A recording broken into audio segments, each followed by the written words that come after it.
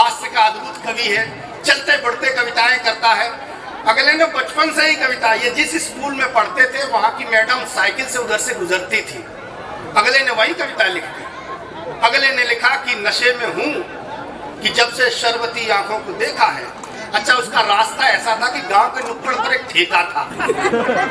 हाँ, ठेके का नाम सुनते ही आपके चेहरे पर जो मुस्कानें आई है, मैं समझ रहा हूँ कि आप किस अवस्था में बैठे हैं। तो वो ठेका निकलता, लगने 4 पंक्तियां लिखी, नशे में हूं कि जब से शरबती आंखों को देखा है, खुदा इस मोहिनी सूरत का दिल पाबंद हो जाए।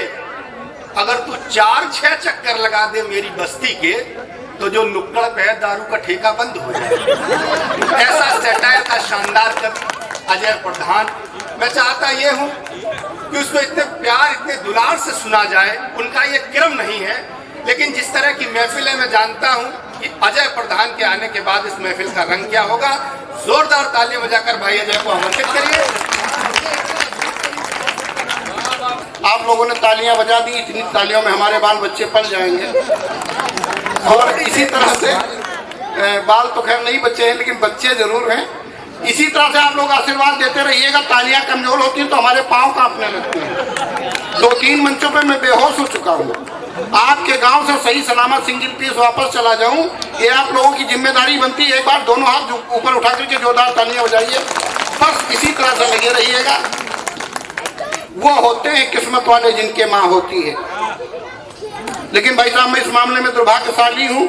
मेरी माता जी नहीं है, दिवंगत हो गई हैं। जब तक वो जीवित थी, मैं घर से निकलता था तो अपनी माँ के पांव छू करके ही घर से निकलता था।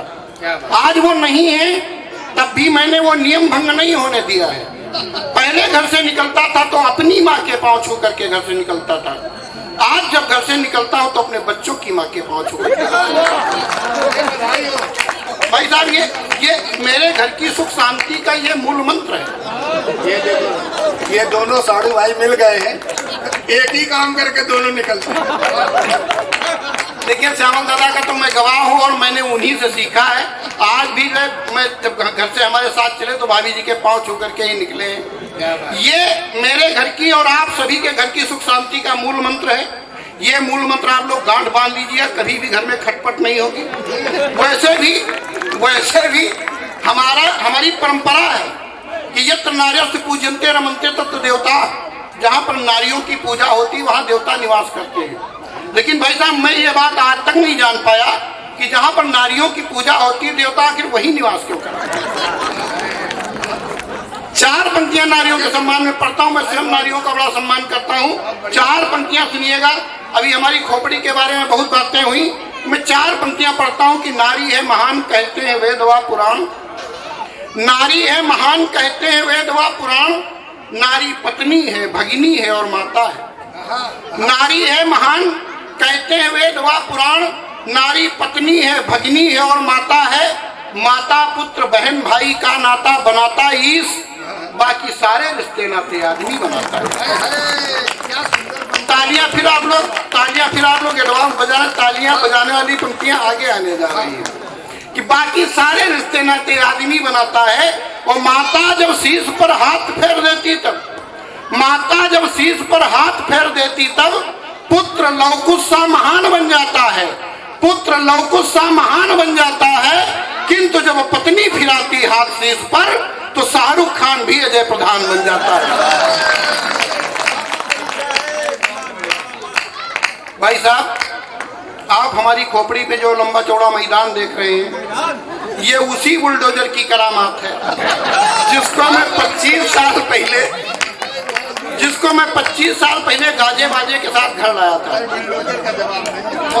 मनोज भैया, 25 साल से याद आया हमें अभी कि अभी 2 साल पहले हमारी शादी की 25वीं वर्षगांठ थी। मेरे बेटों ने फिल्म के 2 टिकट ला करके दे दिए। हम लखनऊ चले आए पिक्चर देखने। पिक्चर लगी थी कुछ होता है। हमने सोचा बहुत दिन से कुछ नहीं हुआ है, पिक्चर देखें शायद कुछ हो। लेकिन आप लोग विश्वास मानिए, पिक्चर शुरू हो गई, इंटरवल हो गया, कुछ नहीं हुआ। तब तक गाना आने लगा, क्या करूं हाय कुछ होता है। तो हमारी श्रीमती जी ने कहा कि देखो शाहरुख खान काजोल से कितने अच्छे ढंग से प्यार कर रहा है। 25 साल हो गए, तुमने आज कभी हमको इस तरह से प्यार किया? तो हमने कहा भाग्यवान शाहरुख खान जिस काजोल से प्यार कर रहा हो उसकी बीवी नहीं है।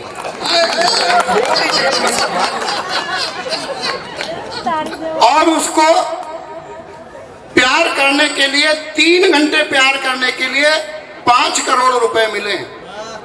और तुम्हारे पिताजी ने 25 साल पहले हमें 25,000 में निपटा दिया था। हम 1,000 रुपए सालाना में इससे अच्छा प्यार नहीं कर सकते।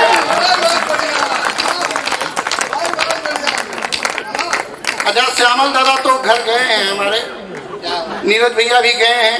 वो खूबसूरत भी इतनी है कि हम क्या बताएं। अभी करवा चौथ में ब्यूटी पार्लर से बिल्कुल ताजा ताजा गरम गरम मेकअप करवा के हमारा 2,000 रुपए खर्च करवा के आई। कमर पे हाथ रख के मुस्काई, बोली डार्लिंग कैसी लग रही हूँ। हमने कहा सच्ची सच्ची बताएं। उन्होंने कहा क्या तुम्हारी ये भी औकात है कि हमारे सामने झूठ भी बोल सकते? तो हमने कहा सच्ची सच्ची सुनना है तो सुनो। भाई साहब ये पंक्तियां आप लोग कहीं नोट कर लीजिएगा, मोबाइल में फीड कर लीजिए, घर ले जाइएगा, लेकिन घर में मत सुनाइए। अगर घर में सुना देंगे तो आपकी भी हालत बिल्कुल हमारी जैसी हो जाएगी। पंक्तियां सुनिएगा। मैंने कहा कि चाय के साथ में आई हुई नमकीन लगती हो। खूबसूरती देखिएगा कि चाय के साथ में आई हुई नमकीन लगती हो। कसम खुदा की तुम बेहद हसीन लगती हो। चाय के साथ में आई, तालियां यहां से तैयार रखिएगा कि चाय के साथ में आई हुई नमकीन लगती हो। कसम खुदा की तुम बेहद हसीन लगती हो। और रात में भी न तुम मेकअप ये उतारा करना, रात में भी न तुम मेकअप ये उतारा करना, और बिना मेकअप के तुम कौड़ी की तीन लगती हो। अच्छा, मनोज भैया नाराज हो गई। कम से कम 15 दिन तक हमारे घर में संवादहीनता की स्थिति बनी रही। तो मजबूरी में मुझे कुछ 4 पंक्तियां लिखनी पड़ी। और मजबूरी में कैसा होता है कि बेर को अंगूर का दाना मुझे कहना पड़ा, बेर को अंगूर का दाना मुझे कहना पड़ा। रेंकते थे वो मगर गाना मुझे कहना पड़ा।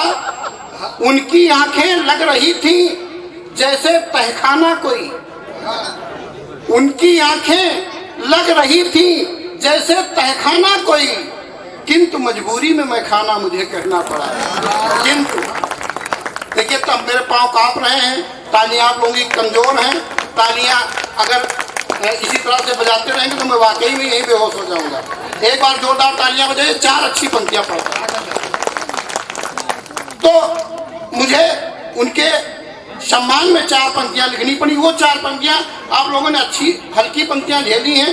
4 अच्छी पंक्तियां पढ़ता हूँ, कविता की पंक्तियां पढ़ता हूँ। मैंने लिखा कि धूप की गठरी में मुट्ठी भर पुरवाई सी लगती हो। क्या बढ़िया पंक्तियां हैं। धूप की गठरी में मुट्ठी भर पुरवाई सी लगती हो, और डीजे के घनघोर शोर में सहनाई सी लगती हो। और जिसे बाँच कर काम सिंधु में राम नाम का ज्वार उठे, जिसे बाँच कर काम सिंधु में राम नाम का ज्वार उठे, तुलसीदास की रामायण की चौपाई सी लगती हो। तुलसीदास की रामायण की चौपाई सी लगती हो।